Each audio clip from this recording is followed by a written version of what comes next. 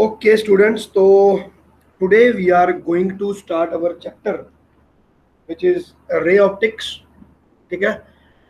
And this is one of the very lengthiest chapter in 12th standard, and one of those chapters जिसकी weightage जो है वो बहुत ज़्यादा है.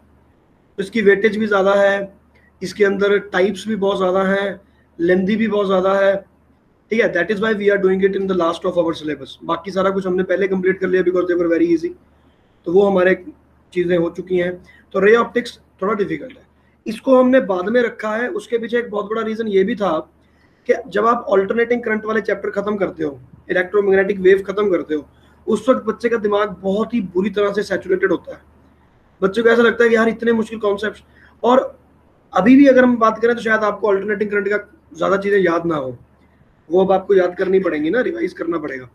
तो उसके बाद कोशिश ये थी कि रे ऑप्टिक्स अगर हमने स्टार्ट किया तो वो बहुत डिफिकल्ट चैप्टर्स में काउंट होगा, जिसके कारण आप हो सकता है कि आप उसको समझ ना पाओ या आपकी एनर्जी आपके पास गैदर ना हो सके, जिसके कारण हमने आपको एकदम से इजी पैटर्न पे डाल दिया, जिसमें हमने एटम्स एंड न्यूक्लियाई एंड ये इलेक्ट्रॉनिक सर्किट्स, इनकी तरफ हम लेके गए, विच वर कंपेरेटिवली वेरी इजी, जिसमें ज़्यादातर चीज़ें सिर्फ रट्टा मारने वाली थी. ठीक है ना, you know it and you have it वाली बात थी, इसमें कुछ कॉन्सेप्चुअल वाली बात ज़्यादा नहीं थी. लेकिन रे ऑप्टिक्स वंस अगेन आपको उसी लेवल पर फिर से लेकर जाने वाली है जिस लेवल पे इलेक्ट्रोस्टैटिक, मैग्नेटिज्म और ये सब थे, वही वाला लेवल हम फिर से एक बार टच करने वाले हैं. ठीक है, तो स्टार्ट करते हैं रे ऑप्टिक्स. तो सबसे पहले मैं आपको बताता हूँ कि हमारा जो सिलेबस है उसमें क्या क्या चीज़ें हैं जो बच गई हैं. ठीक है, और हमें पूरा मैं एक आउटलाइन आपको दूंगा. आज की क्लास एक तरह से रे ऑप्टिक्स की इंट्रोडक्टरी क्लास है. ओके, और आज की क्लास का ऑब्जेक्टिव है आपको ऑप्टिक्स के बारे में, लाइट्स के बारे में इतनी ज़्यादा इंफॉर्मेशन देना कि आप लाइट चैप्टर को पढ़ने के लिए तैयार हो जाओ. That is the objective today. तो इट्स नॉट कि आज हम सिलेबस करने वाले हैं, आज हम इंट्रोडक्शन लेने वाले हैं रे ऑप्टिक्स का. तो वो कैसे आएगा देखते हैं. तो सबसे पहले बात है कि ray optics is obviously, ray optics is about light. Ray optics is about light. तो यहाँ पर टॉपिक आप डाल लो, चलो इंट्रोडक्शन.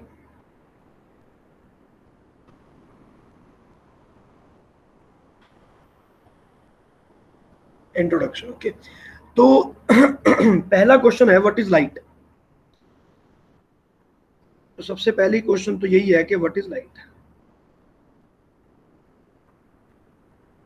ठीक है, तो व्हाट इज लाइट का जब हमने क्वेश्चन पढ़ा, तो अब आप मॉडर्न फिजिक्स कर चुके हो तो आपको पता है कि लाइट के ऊपर बहुत सारी डिबेट ऑलरेडी हो चुकी है. कोई कहता है फोटोन है, कोई कहता है वेव है, बहुत सारा लैब पे लड़ाई झगड़ा चलता रहा. तो ऑप्टिक्स जो है इसके हमें 2-3 ब्रांचेस यहाँ पर जनरेट होती हैं. एक ऑप्टिक्स को बोला जाता है ज्योमेट्रिक ऑप्टिक्स. ठीक है, एक को बोला जाता है वेव ऑप्टिक्स, और तीसरा जो है इसको बोला जाता है क्वांटम ऑप्टिक्स.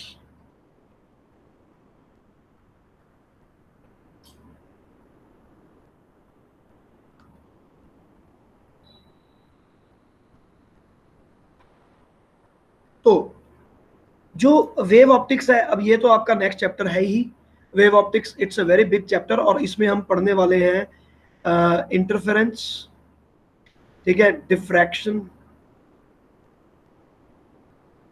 And polarisation. ये 3 चीजें हमने स्पेसिफिकली स्टडी करनी है, और इसके साथ में ही हमने स्टडी करना है the Huygens principle. Huygens principle of reflection and refraction, Huygen principle of wave. तो हाइगन वाज द पर्सन जिसने वेव टर्म को कॉइन किया एक तरह से, और वेव्स के बारे में बात की, तो इट वाज हाइगन. ज्योमेट्रिक ऑप्टिक्स जो है, ज्योमेट्रिक ऑप्टिक्स में मैं पहुंचता हूं. क्वांटम ऑप्टिक्स वो है जिसमें हम लाइट को फोटोन में मिक्स करके चलते हैं.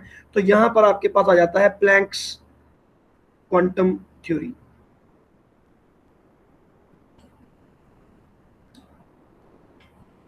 जो कि डायरेक्टली इलेक्ट्रोमैग्नेटिक वेव से कनेक्ट होगा और E = h न्यू होगा.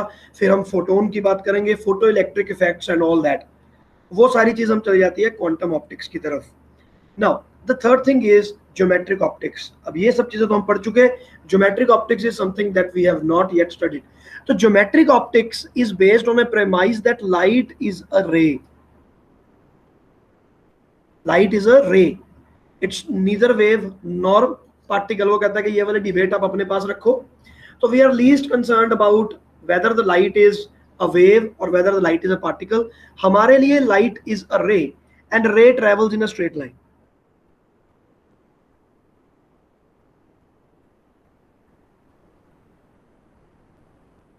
सिंपल बात कि मैं मान के चलूंगा कि सूरज से वहां से लाइट आई तो वो बिल्कुल ऐसे लाइट आएगी जैसे मान लो लेट अस से this is my source of light. ठीक है. And the light will travel in a straight line.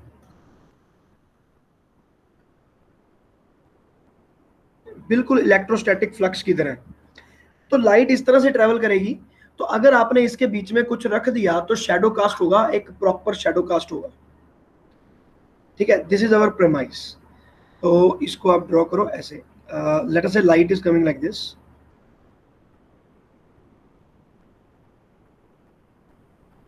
और मैंने यहां पर एक ऑब्जेक्ट बीच में लगा दिया. तो obviously the light will not pass. ये जाएगी light and then no light would be able to pass it. तो इसका मतलब ये है कि एक जो शैडो मेरे पास क्रिएट होगा that shadow will be a very dark shadow. और एक प्रॉपर यहां पर शैडो मेरे पास बनेगी. ये वाला जो रीजन है ये डार्क रीजन हो गया. तो इस रीजन में हमारे पास शैडो क्रिएट होगा. और ये जो शैडो क्रिएट होगा that will be very hard shadow. जैसे हमारे अगर आप ट्यूब लाइट के सामने खड़े होगे तो आपको पता चलेगा कि आपकी शैडो जो है ना बहुत ज्यादा अच्छी शैडो नहीं बनती क्योंकि वो एक्सटेंडेड बॉडी है. लेकिन अगर वहीं पर एक बल्ब लगा हो, मान लिया जाए कि आपके किसी कमरे में बल्ब लगा हुआ है, आप वहां पर जाकर देखना आपकी शैडो, तो आपकी शैडो आएगी एकदम 100% हार्ड. ये लाइन मार दी, इसके इधर डार्कनेस है, इधर 100% डार्कनेस 100% ब्राइटनेस, बीच में कोई ग्रेडेशन नहीं होता. लेकिन लेटर ऑन वी फाउंड कि ऐसा नहीं है. लाइट यहां पर थोड़ी सी बेंड होती है और बेंड होने के कारण ये वाले रीजन को थोड़ा सा ग्रे ग्रे कर देती है. तो इसको बोलते हैं हम ग्रे शेडो. थोड़ा सा ग्रे शेडो रीजन बन जाता है ये वाला. तो ये जो ग्रे शेडो रीजन बन गया ये क्यों बन गया? ठीक है. तो ये बनता है एक फिनोमिना के कारण which is known as diffraction. I am telling you this thing सिर्फ आपको इंट्रोडक्शन देने के लिए. तो डिफ्रैक्शन जो है फिनोमिना ये हम पढ़ने वाले हैं वेव ऑप्टिक्स में. तो at that time we will say कि लाइट इज अ वेव. लेकिन ज्योमेट्रिक ऑप्टिक्स का डिफरेंस क्या है? ज्योमेट्रिक ऑप्टिक्स ये मान के चलती है कि लाइट इज अ स्ट्रेट रे and it travels in a straight line. और ये वाली जो शैडो बन रही है ना यहाँ पे ग्रे शैडो, भाई हम इसको कंसीडर नहीं करेंगे. हम मान के चलेंगे कि ये बनी नहीं हुई. For me this does not exist. हम ये मान के चलेंगे कि डिफ्रैक्शन एग्जिस्ट नहीं करता. जब डिफ्रैक्शन पढ़ेंगे तब एक्सप्लिसिटली डिफ्रैक्शन पढ़ेंगे, तो वो उसको उस वक्त देखेंगे. तो व्हाट इज लाइट के क्वेश्चन पर अगर हम बात करें तो हमारे पास बहुत सारे आंसर्स आ जाते हैं. तो हमारा जो रे ऑप्टिक्स चैप्टर है,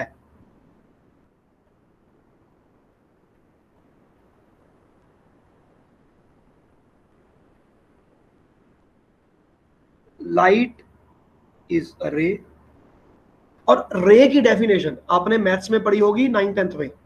रे, लाइन एंड लाइन सेगमेंट, ये तीन चीजें. तो रे की एक प्रॉपर्टी होती है कि इसका एक एंड फाइनल एंड होता है.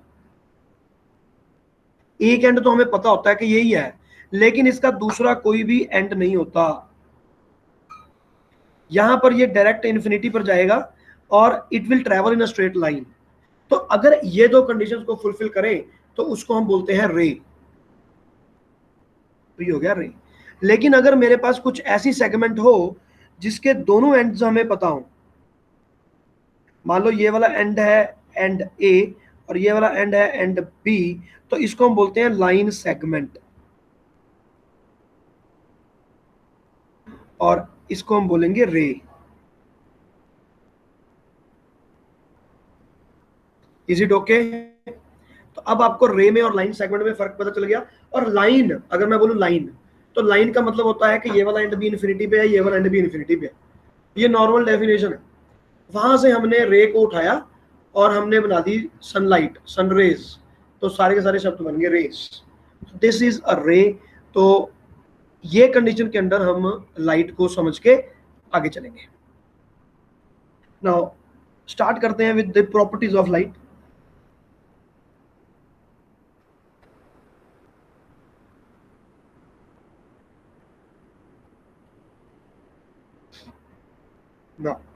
नंबर वन, अब हमें पता है कि अगर मैं लाइट को वेव की तरह ट्रीट करता हूं, या फिलहाल वेव में जाने की जरूरत नहीं है, तो यहां पर मैं बोलूंगा कि speed of light, speed of light is 3 into 10 raised to power 8 meter per second, and it was found by a scientist, Roemer was first to find the speed of light. तो रोइमर was the name of that scientist. Okay, चलो जी, number two. अब अगर हम light को एक wave माने, तो light, क्या क्या चीजें लाइट के पास होंगी? तो light will have speed, it will have wavelength, it will have frequency, and what is the relation? तो रिलेशन इसका होता है C is equal to lambda into F. Very famous relation, and we have used it many times in electromagnetic waves chapter and others. तो ये वाला formula हमारा again and again use हुआ है, ठीक है ना। तो F हमारी frequency, C is the light. तो यहां पर पॉइंट हमें नोट करना पड़ेगा, all the electromagnetic waves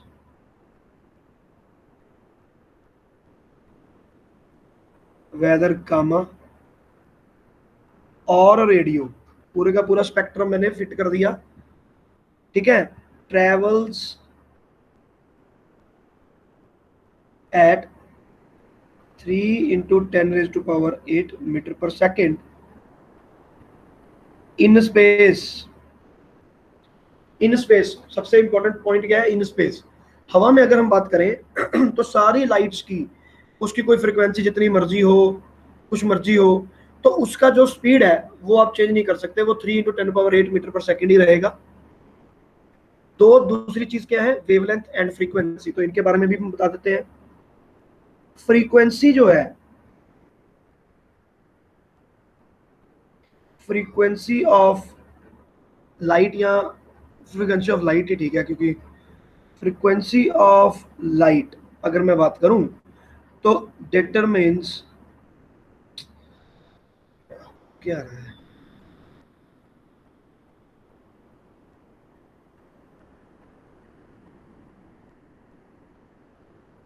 frequency of light determines color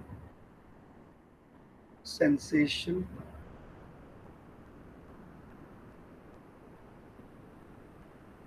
color sensation produced in eye। दुनिया कहती है कि एक्चुअली में ये जो वर्ल्ड हमें नजर आता है ना, दुनिया दिखती है, हमारी आंखों को जैसी दिखती है, ये एक्चुअली में वैसी है नहीं। अब हम कहेंगे भाई ये कुत्ते को कैसी दिखती है, ये सांप चल रहा है, ये सांप को कैसे दिखती है, शेर को कैसे दिखती है, तो हर किसी को उनकी आंखों के अकॉर्डिंग दिखती है ये, ठीक है। तो मेरे सामने की दीवार अगर रेड कलर की है, तो ये जरूरी नहीं कि ये, अगर यहाँ पर कोई एक कुत्ता बैठा होता तो उसको भी ये रेड कलर की दिखती। It's not important, it's not necessary. Why? क्योंकि उसकी आंखों के अंदर ये आंखों की प्रॉपर्टी है कि जो ये वाली फ्रीक्वेंसी की लाइट आएगी वो मुझे रेड कलर का दिखेगा। और हो सकता है कि कुत्ते के लिए या किसी और जानवर के लिए वो चीज अलग हो, तो उसको जब वो फ्रीक्वेंसी दिखेगी तो हो सकता है कि उसका दिमाग उसको ग्रीन कलर शो करे। तो ये सब चीजें वेरिएशन हो सकती है, ठीक है। तो इस पॉइंट से आपने ये समझना है कि एक्चुअली में तो दुनिया is black and white, but we perceive it in a coloured way, ठीक है। तो लाइट आती है, वहां पर जाकर टकराती है, और उसके बाद फिर वो हमारे पास आती है। देखो, अब देखो कलर्स की जो सेंसेशन है, इसमें मैं आपको बताता हूँ। बेसिकली मेरे पास यहाँ पर कोई एक बॉडी है, कलर सेंसेशन का क्या कॉन्सेप्ट है?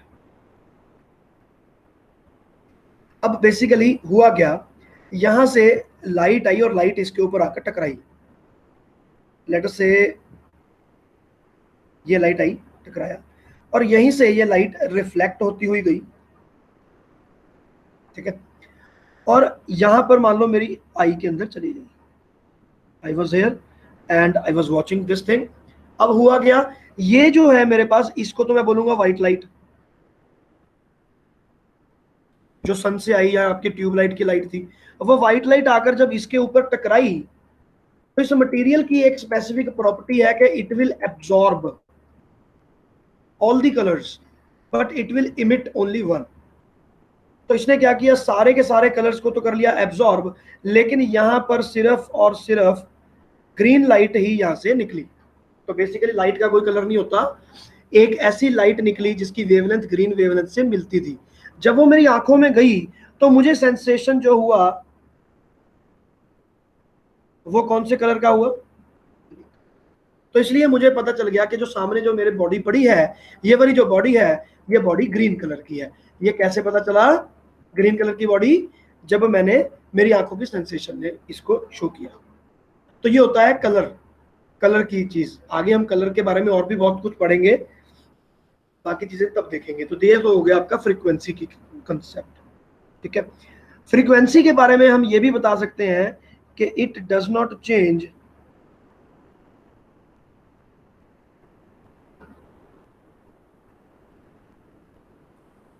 when the light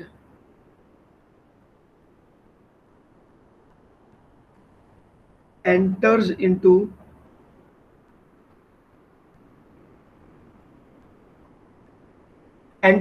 some medium। पानी के अंदर चली गई, हवा के अंदर चली गई, किसी शीशे के अंदर चली गई, तो उससे उसका कलर चेंज नहीं होता। Colour is determined by frequency and frequency does not change, it means that colour will not change. ठीक है जी, अब चलते हैं हम आगे, पॉइंट नंबर 4। तो ये चीज हो गई, ठीक है ना।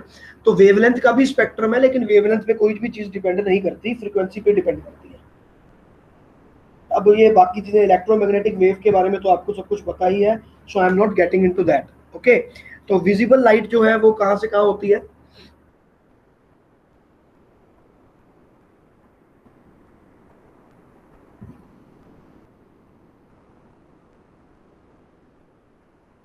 Four 4000 angstrom to 7000। Electromagnetic wave chapter जो हमने किया था उसका एक बार आपने रिवीजन कर लेना बेटा, ठीक है। तो कॉन्सेप्ट्स आपको अच्छे से समझ में आते हैं। बात यह है कि अगर आप ये वाली कंडीशन लगा लो कि नहीं जी हमें तो सिर्फ रे ऑप्टिक्स ही समझना है, फिर तो ये बात अलग, फिर तो आप अप टू 10th भी आपने ऑप्टिक्स पढ़ा हुआ है, देयर इज नो डिफरेंस। मैं भी आपको वही वाले मिरर फार्मूला ये वो सब कुछ करवा दूंगा, 10th वाली चीज सारी हो जाएगी, नंबर भी आ जाएंगे, लेकिन समझ में नहीं आएगा। मतलब अगर बाहर कोई साइंटिस्ट तगड़ा सा मिल गया तो वहां पे हवा निकल जाती है। तो अब इन चीजों को हम मिक्स भी तो करें, क्योंकि आपको वेव्स पता है कि भाई light is a wave as well as it is a particle. तो ये सारी की सारी चीजें इकट्ठी चलनी चाहिए।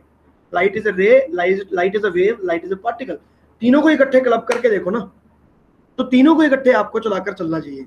तो अगर तीनों को इकट्ठे चलाकर चलोगे तो आएगा मजा आपको पढ़ने में, ठीक है। तो अब यहाँ पर मेरे पास आ गया विजिबल लाइट की रेंज ये, और इसको आपने इलेक्ट्रोमैग्नेटिक वेव चैप्टर को थोड़ा सा रिवाइज कर लेना, आप ज्यादा टाइम नहीं लगेगा आपको रिवीजन में।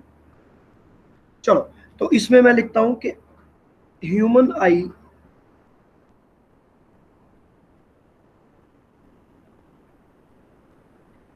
Is most sensitive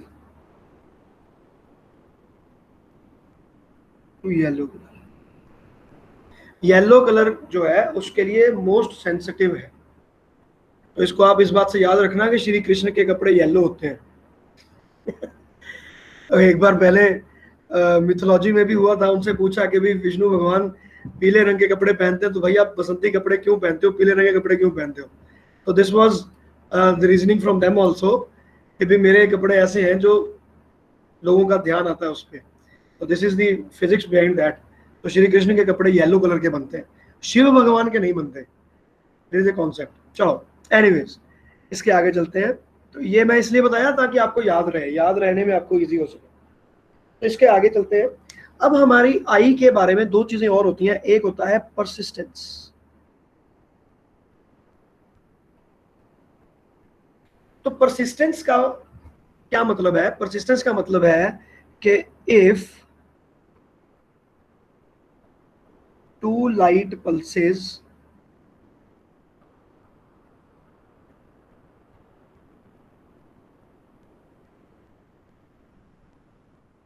are will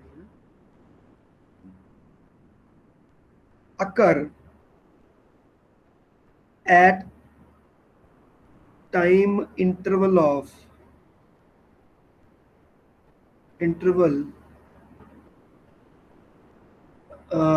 lesser than 1/10 seconds, human eye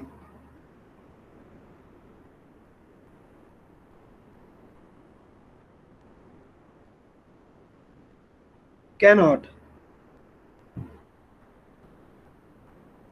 separately distinguish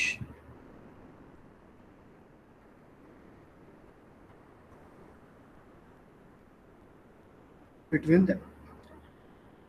इसका एक एग्जांपल लेते हैं, ठीक है ना, आपको ज्यादा अच्छे समझ में आएगा। देखो एग्जांपल है कि मैं जो हमारे पास जो ऑल्टरनेटिंग करंट की नॉर्मल हमारी फ्रीक्वेंसी है तो वो कितनी होती है? 50 हर्ट्ज होती है। 50 हर्ट्ज फ्रीक्वेंसी का मतलब ये है कि one bulb gets switched off 100 times in 1 second। ठीक है ना, ऑल्टरनेटिंग करंट है, ऑल्टरनेटिंग करंट ने कभी जीरो भी तो होना है। जब ऑल्टरनेटिंग करंट जीरो लेगा तो आई की जो साइन कर्व है उसके कारण वो जीरो पे जाएगी।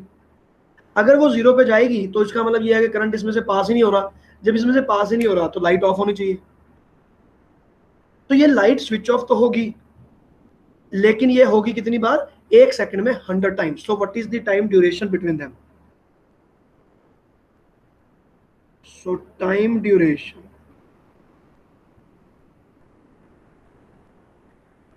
between two pulses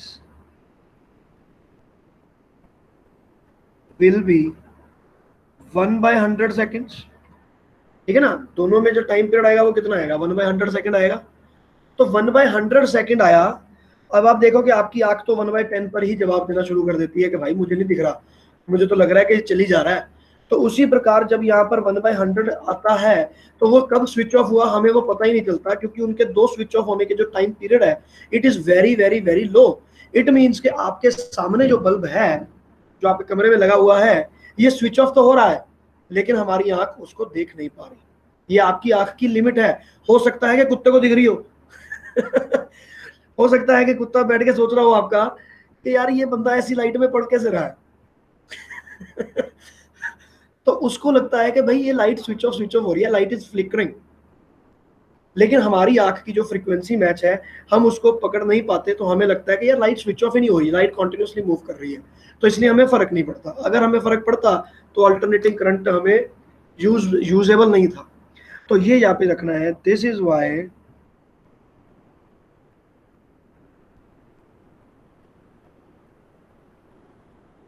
the bulb working on AC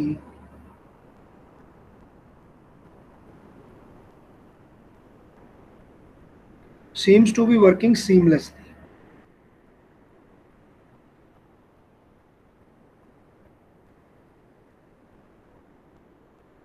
without flickering।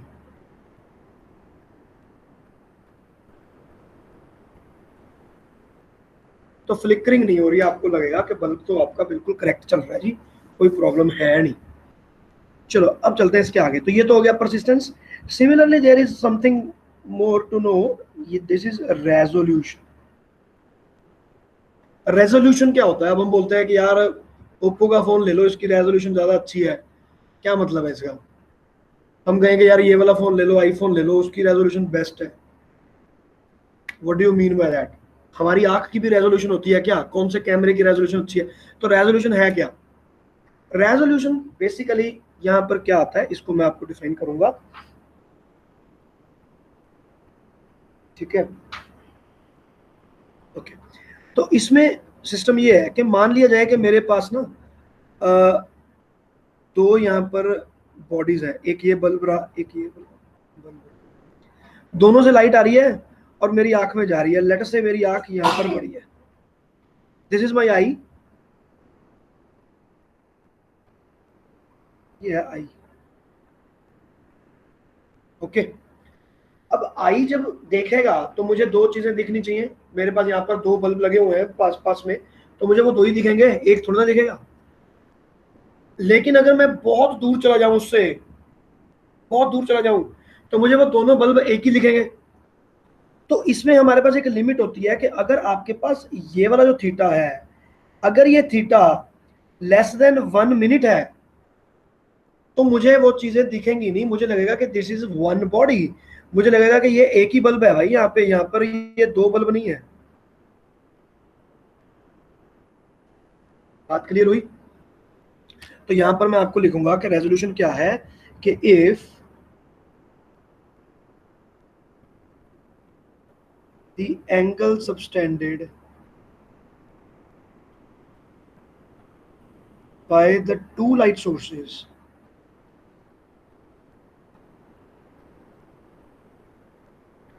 at I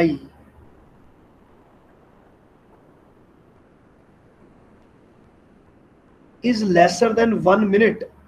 अब भाई इसको याद रखना, ये 1 मिनट हमारे दूसरा मिनट नहीं है, ये डिग्रीज वाला मिनट है, ठीक है। 1 degree is equal to 60 minute and 1 minute is equal to 60 seconds, ऐसे लिखा जाता है। एक डिग्री एंगल होता है ना 360 डिग्री वाला, एक डिग्री एंगल, उसको 60 में डिवाइड करोगे तो 1 मिनट बनेगा। तो उसका अगर मैं 1 मिनट ले लूं तो मुझे वो दो दो चीजें हैं वो दिखेंगी नहीं अलग अलग, मुझे एक ही चीज दिखेगी। तो if this is lesser than 1 minute, human आई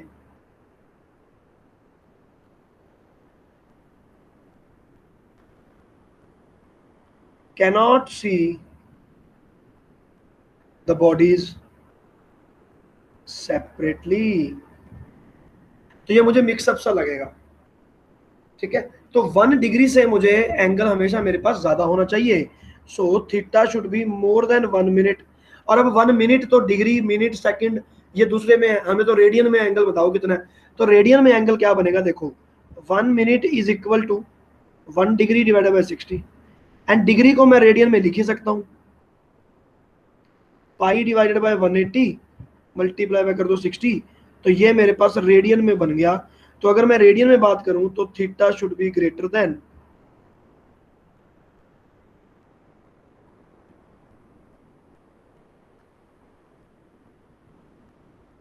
ये आपके पास चीज होनी चाहिए, ठीक है ना। तो अगर ये नहीं है तो आपको वो अलग से नहीं दिखेंगे, तो इसको बोलते हैं लिमिट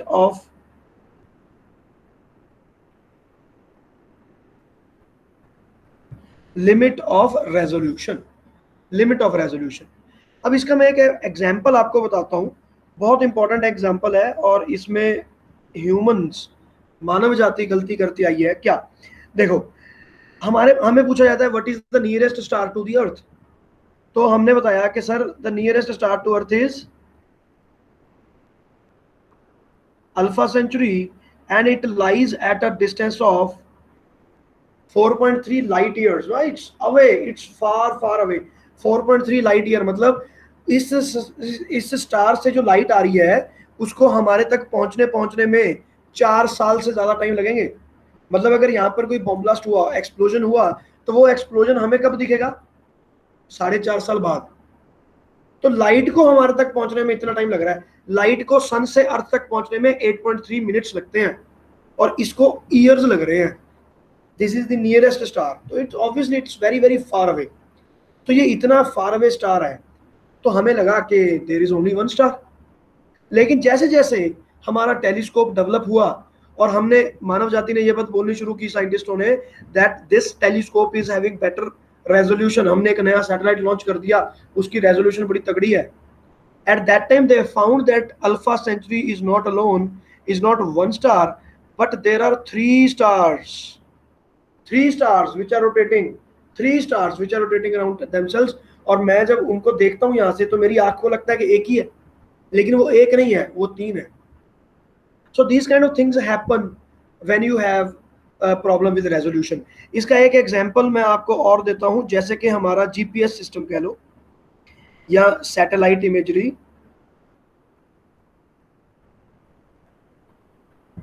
मतलब हम ये नहीं कहते कि इस बार मार्स की फोटो खींच के भेजी हमारे सैटेलाइट ने, तो मार्स की फोटो खींची है तो खींच तो मैं अर्थ से भी लूंगा मार्स की फोटो, उसका क्या फायदा निकलेगा? हमें चाहिए कि उसकी रेजोल्यूशन तगड़ी हो हमारे कैमरे की। उसका क्या मतलब है कि अगर वहां पर कोई खड़ा है ना तो दिखे तो सही।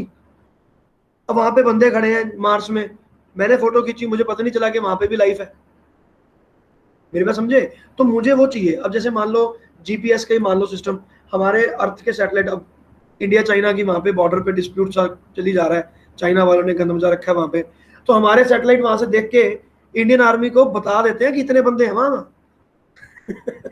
काउंट करके सैटेलाइट ऊपर से देखता है, काउंट करता है, बोलता है भाई इतने बंदे हैं, कंप्यूटर ही काउंट करके बताया था इतने बंदे हैं, इतने टैंक हैं, इतने बंदे हैं, इतने कमरे हैं, ये सब चीजें, सारी चीज हमारी सैटेलाइट उनको हमें बता देती है देख के।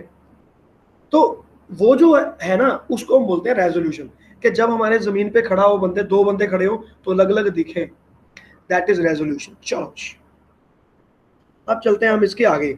रेजोल्यूशन बहुत इंपॉर्टेंट है, इसलिए मैं डिटेल में बता रहा हूँ क्योंकि ये डिफ्रैक्शन में वापस आएगा, वेव ऑप्टिक्स में, और उस वक्त आप सब कुछ भूल चुके हो, इसलिए ध्यान से पढ़ना। चलो जी, तो अब हम इसके आगे चलते हैं थ्योरी ऑफ रिलेटिविटी की तरफ।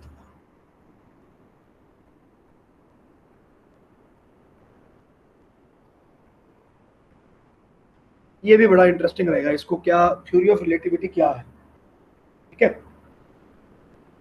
थ्योरी ऑफ रिलेटिविटी कुछ इस तरह से होती है बेटा, आइंस्टीन साहब ने दी थी theory of relativity. The thing is कि अगर हमारे पास कोई भी बॉडी स्पीड ऑफ लाइट पे जाती है तो उसके लिए एक अलग फिजिक्स की रिक्वायरमेंट है। जैसे कि मैं एग्जांपल बताता हूं, रिलेटिव वेलोसिटी। अब आप मुझे बताओ कि what is the speed of light. अब आप कहोगे सर इतनी, तो मैंने बोला कि अच्छा चलो हम मान लेते हैं कि there was a train and that train was moving with some certain velocity, let us say train was moving at velocity v, और मैं ट्रेन में चलते चलते मैंने टॉर्च मारी, तो now what is the speed of light?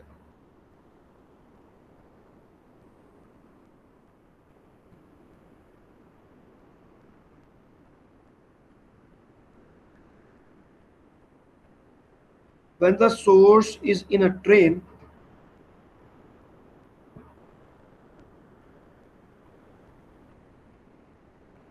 moving with speed v। अभी बच्चों समझ में आ रहा है? Yes know something?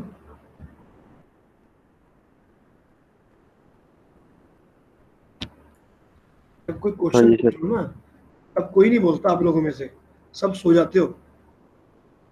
हाँ अब बताओ इसका, अगर मेरे पास सी स्पीड पे लाइट लाइट चलती है और मेरे पास ट्रेन जा रही है वी स्पीड पे, तो what should be the velocity of the light now? तो हमारे जो रिलेटिव प्रिंसिपल के कॉन्सेप्ट हैं तो वो कहेंगे कि sir that should be C plus minus V. अगर सेम डायरेक्शन है तो प्लस करेंगे, दूसरी डायरेक्शन तो माइनस करेंगे। तो ये हमें किसने बताया? ये हमें न्यूटोनियन फिजिक्स में से फॉर्मूला पता चला। Now the problem is that Newtonian physics is not applicable here. अब उसके पीछे रीजन क्या है कि यहाँ पर जाकर फिजिक्स के, साइंस के ना प्रिंसिपल्स चेंज हो जाते हैं। तो यहाँ पर at higher speeds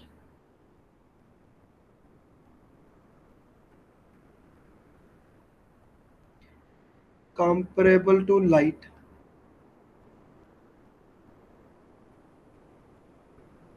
yeah, comparable to light,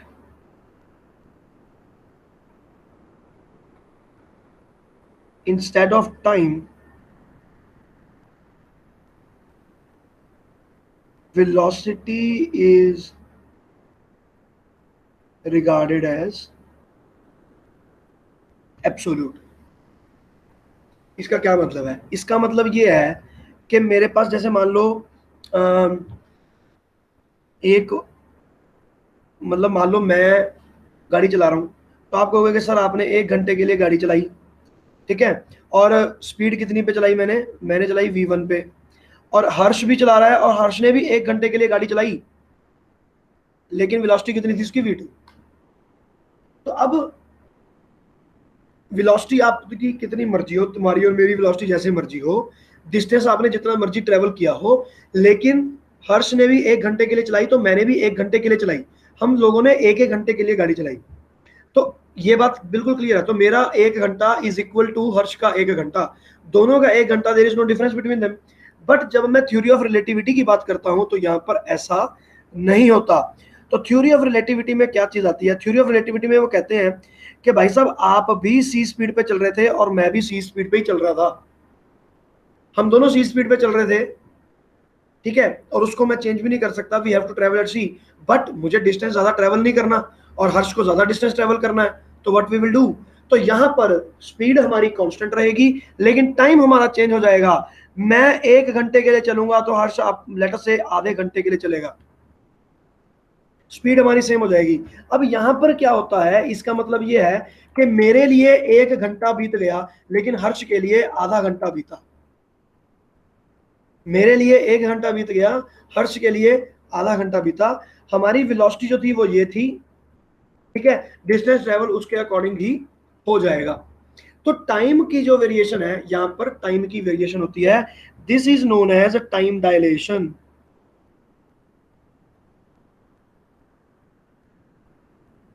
time dilation, ठीक है ना। स्पीड आपकी सी ही रहेगी, आप कुछ मर्जी कर लो, आगे पीछे नहीं हो पाएगा।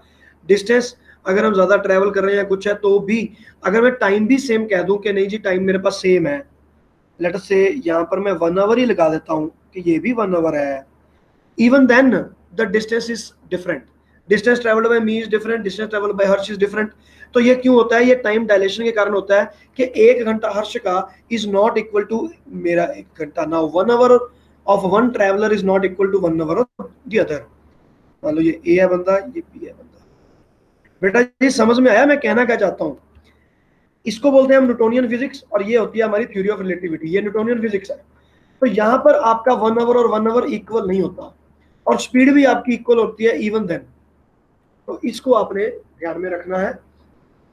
तो ये आगे दिस, तो अगर मैं ये वाला क्वेश्चन पूछूं कि मैं ट्रेन के ऊपर बैठा था, तो हम कहेंगे कि this formula is not applicable on light, so light will keep on moving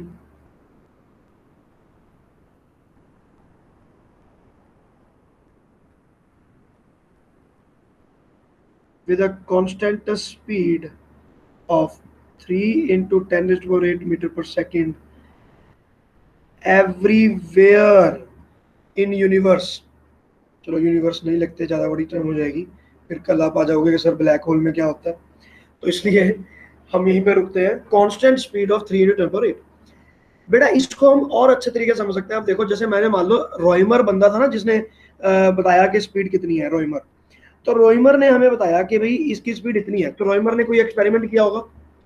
letter से मैं सेम टू सेम एक्सपेरिमेंट एक ट्रेन के अंदर बैठ के करूं, तो वहां पर तो मेरी स्पीड चेंज हो जाएगी ना लाइट की, तो वहां पर तो गड़बड़ होनी चाहिए। इफ लाइट के ऊपर मैं एक्सपेरिमेंट करूं तो वो मेरे पास डिफरेंस आना चाहिए था, लेकिन वो कोई भी डिफरेंस नहीं आता। हमारा एक्सपेरिमेंट हमें ये कहता है कि light is even now it is travelling with the speed of 3 into 10 power 8। उसका मतलब ये नहीं है कि हमने रिलेटिव वेलोसिटी वाली जो ये स्मॉल v है इसको निग्लेक्ट किया, निग्लेक्ट नहीं किया। हमारे एक्सपेरिमेंट 100% सर्टेन होते हैं, ठीक है ना, हमने निग्लेक्ट नहीं किया कि ये वेलोसिटी तो बड़ी कम है। No no no no no, velocity 0.00001% भी इंक्रीज नहीं हो सकती, वेलोसिटी इतनी थी इतनी ही रहेगी, ना ये कम हो और ना ये ज्यादा हो। और ये जो आपके पास आया ना कंक्लूजन, इसने दुनिया को हिला के रख दिया कि यार what is this. It means कि जिस दुनिया में हम जी रहे हैं, हम सोचते हैं कि यहाँ पर टाइम कांस्टेंट है, मेरा 1 घंटा और हर्ष का 1 घंटा, उसमें कोई फर्क नहीं है। लेकिन जब हम इस वाले फील्ड में जाएंगे तो पता चलेगा everything is moving at the speed C. आपका 1 घंटा और मेरे 1 घंटे का कोई मतलब ही नहीं है, it does not mean anything. Anyways, ये तो थ्योरी ऑफ रिलेटिविटी है, थोड़ा सा इतना सा इंट्रोडक्शन दे दिया मैंने आपको कि कहीं पे अगर आपसे पूछ लिया जाए कुछ तो आप चुप नहीं रहोगे, ठीक है ना। तो अब आ जाते हैं हम इसके आगे। हाँ बेटा बोलो। जिमें सर स्पेस च हुंदा है। स्पेस में होता है, लेकिन बेटा स्पेस में नहीं होता। अगर आपकी स्पीड स्पीड ऑफ लाइट नहीं है तो ये फिनोमिना नहीं होगा, वेदर इट इज स्पेस और वेदर इट इज अर्थ। अब जैसे आपने मूवीज देखी होंगी, इंटरस्टेलर मूवी देखी है आपने? इंटरस्टेलर, या चलो फॉर दैट सेक आपने वो मूवी देखी होगी अवेंजर्स। तो अवेंजर्स हम्म। में वो दिखाते हैं ना, स्पेस शटल में होता है वो थॉर, स्पेस शटल में घूम रहे होते जी। हैं। तो एट दैट टाइम वो कहते हैं कि हमें अर्थ पे जाना है, स्पीड करो ये वो। तो शायद अगर आपको वो डायलॉग याद हो, तो उसमें वो डायलॉग बोलता है कि we are moving with this much speed, पता नहीं कितने लाइट ईयर्स, पता नहीं कुछ बोलता है वो, कि इतनी स्पीड पे मेरा व्हीकल चल रहा है। तो उनका जो व्हीकल है, it was moving at the speed of comparable to light. ऐसा वो शो करते हैं कि भी इतनी स्पीड पे जा रहा हूँ, इससे ज्यादा तेज मैं कर नहीं सकता, अर्थ पे मुझे इतना टाइम लगना है तो लगना ही लगना है। He was telling this. तो उस पॉइंट पे आप ये नोट कर सकते हो कि उन्होंने ये बात बोली कि it was moving at the speed of this. अगर आप उतनी स्पीड पे मूव करोगे, under that case only theory of relativity is applicable, otherwise not. तो जो सैटेलाइट और ये सब होते हैं, ये अटेन कर लेते हैं इतनी स्पीड वहां पर जाकर, रॉकेट वॉकेट अगर करना चाहे तो, लेकिन कर नहीं पाते। ठीक है ना? ये, अब चलते हैं हम नेक्स्ट पॉइंट पे। ओके, एंड अच्छा ईयर भी हमें दिया हुआ है, वेट मिनट। रॉयमर ने ये एक्सपेरिमेंट किया था भाई जी 1676 में, 1676, औरंगजेब का जमाना। तो 1676 में लोगों ने लाइट की स्पीड फाइंड कर ली थी, न्यूटन के टाइम में। और हमारे यहाँ पे औरंगजेब भाई साहब लड़ रहे थे सबसे। चलो, तो ये चीज हो गई। वेव लेंथ ये मैं आपको बता चुका हूँ।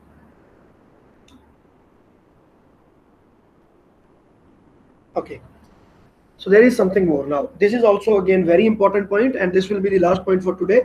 ठीक है, देखो अब इसमें क्या होता है, लाइट जो है जब वो स्पेस में ट्रेवल करती है, तो मैंने आपको बता दिया कि when light travels in space,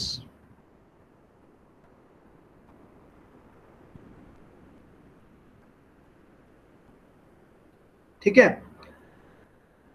तो यहां पर लेटर से उसकी स्पीड थी सी। ठीक है ना? तो सारी के सारे पार्ट्स की स्पीड सी होगी। वेवलेंथ थी लैम्डा, मान लो कोई मोनोक्रोमेटिक ले लेते हैं, येलो लाइट, तो सी लैम्डा, और उसकी एक सर्टेन फ्रीक्वेंसी थी। अब अगर यही लाइट किसी मीडियम के अंदर चली जाए, so when this enter in a medium, तो क्या होगा, इसकी स्पीड चेंज हो जाएगी, लैम्डा चेंज हो जाएगा, लेकिन फ्रीक्वेंसी नहीं चेंज होगी।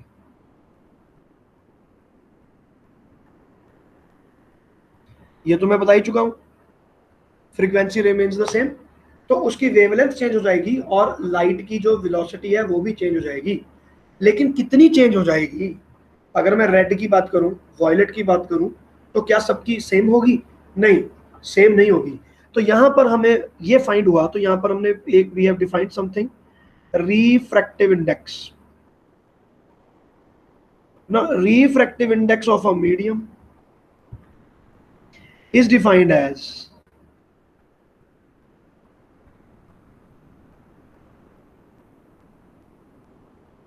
the ratio of speed of light in space to the speed of light in a medium. Mu is equal to c by v, and it is always greater than 1, obviously, because v can never be greater than c, so it is always greater than 1. तो ये इसका refractive index होता है, ठीक है, mu. तो अब मैं यहाँ पर लिख सकता हूँ कि mu is equal to C by V. C is equal to lambda into F, यहाँ पर आ गया lambda dash into F, F से एफ कट गया तो ये आ गया lambda divided by lambda dash. तो इसका मतलब ये हो गया कि म्यू को आप इस तरह से डिफाइन कर सकते हो, तो ये होती है आपके पास रिफ्रैक्टिव इंडेक्स। ठीक है बेटा, यहाँ तक बात क्लियर है? ठीक है, अब हम रिफ्रैक्टिव इंडेक्स वाले कॉन्सेप्ट के अंदर एंटर कर रहे हैं। तो इसमें हमारे पास ये रहा, तो हमें याद रखना है कि इसका एक रिफ्रैक्टिव इंडेक्स है, उसने हमें ये चीज बता दी।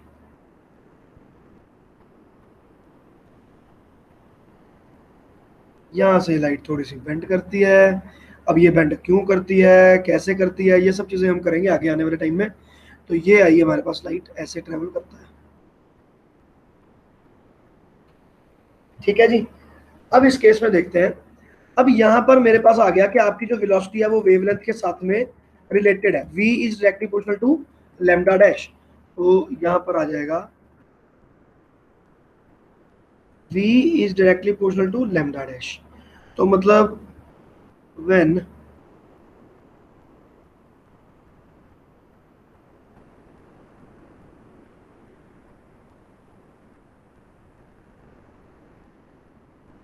velocity of light reduces, obviously increase तो हो ही नहीं सकती, velocity of light reduces, wavelength also reduces।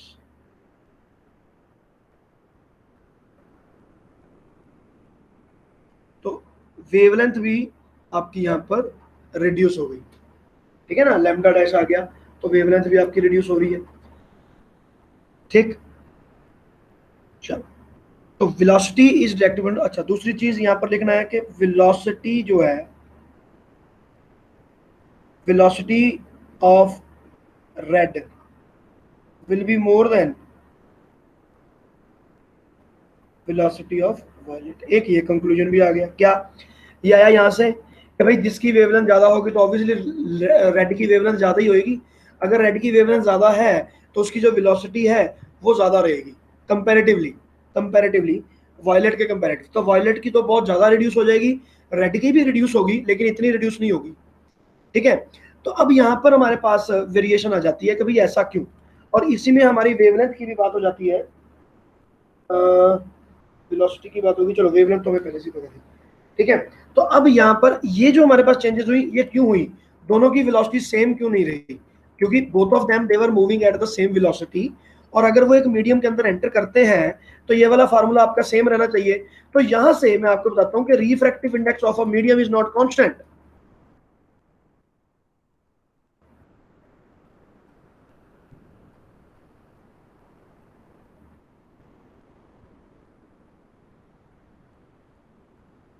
of medium is not constant, and it is the function of wavelength of incoming incident light।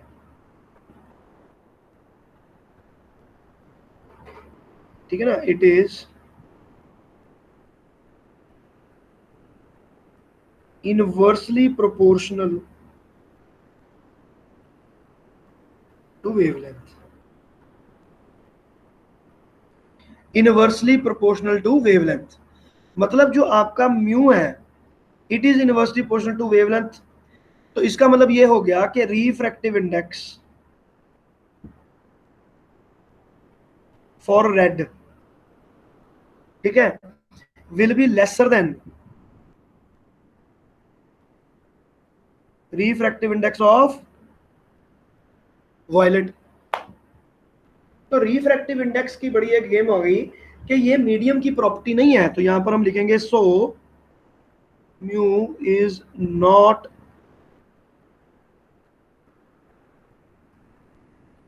The property of medium. बेटा इस बात को आपने याद रखना है, बड़े कंसेप्चुअल क्वेश्चंस यहाँ से आते हैं और बच्चे कर नहीं पाते। जैसे हमारे करंट एंड इलेक्ट्रिसिटी चैप्टर में करंट था ना, करंट था कि आई इज इक्वल टू एनईएवीडी वाला, ड्रिफ्ट वेलोसिटी, ये उस तरह की बातें हैं।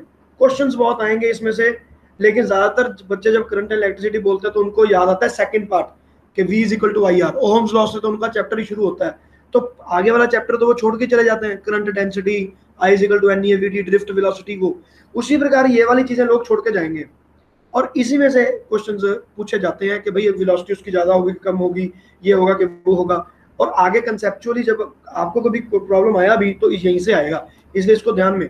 तो mu is not the property of a medium, it depends on as it depends on me, as it varies for all electromagnetic waves। सब इलेक्ट्रोमैग्नेटिक वेव्स के लिए जो ये म्यू है ये डिफरेंट डिफरेंट पाया जाएगा। तो ये वॉयलेट के लिए अगर मैं विजिबल लाइट की बात करूं तो वॉयलेट के लिए सबसे ज्यादा है, रेड के लिए कम। तो अगर सोचा जाए कि अगर मैं गामा रे से रेडियो वेव को कंपेयर करूं तो रेडियो वेव की वेवलेंथ सबसे ज्यादा है, तो रेडियो वेव के लिए म्यू सबसे कम है और गामा के लिए म्यू सबसे ज्यादा। इसका मतलब mu for gamma is greater than mu for radio. In fact ये वाला हो गया आपका मिनिमम और ये हो गया आपका मैक्सिमम। तो अब आप सोच के देखो कि जिसके लिए म्यू ज्यादा होता है ना उसकी डिफ्लेक्शन भी ज्यादा होती है, टेढ़ा ज्यादा होता है। तो गामा रे अगर पानी के अंदर जाएगी तो उसको बहुत ही जबरदस्त एंगल पे कटिंग होगी उसकी। लेकिन अगर मैं रेडियो वेव की बात करूंगा तो उसकी कटिंग ही नहीं होनी, सीधा सीधा निकल जाएगा। ठीक है, इसी को थोड़ा सा और एलेबोरेट करते हैं। अब यहां पर मेरे पास आ जाता है इसका एक बहुत तगड़ा एग्जाम्पल जो है प्रिज्म, जिसमें आप ये सब चीजें याद रखोगे। अब प्रिज्म मैं बनाता हूं।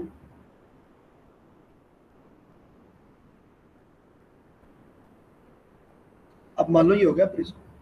अब मेरी व्हाइट लाइट आई, तो व्हाइट लाइट आई यहां से, ठीक है, तो व्हाइट लाइट आके यहाँ पर इसका स्पेक्ट्रम ब्रेक हो गया।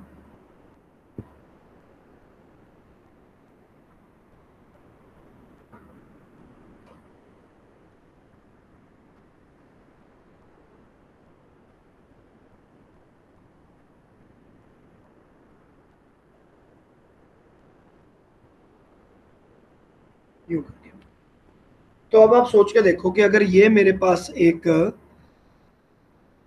प्रिज्म का मैंने स्पेक्ट्रम बना दिया, तो यहाँ पर कलर्स कैसे कैसे आते हैं। सबसे नीचे होता है violet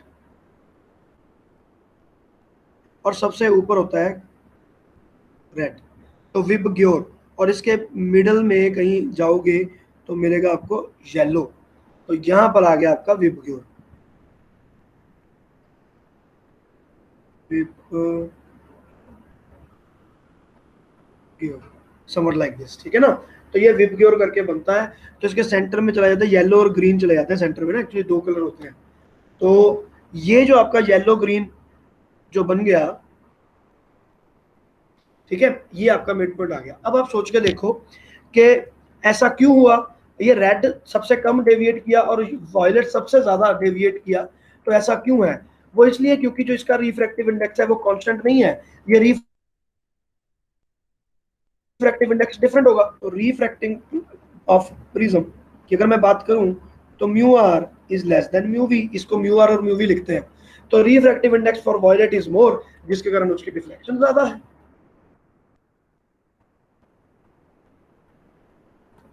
so deflection of R is less than deflection of violet.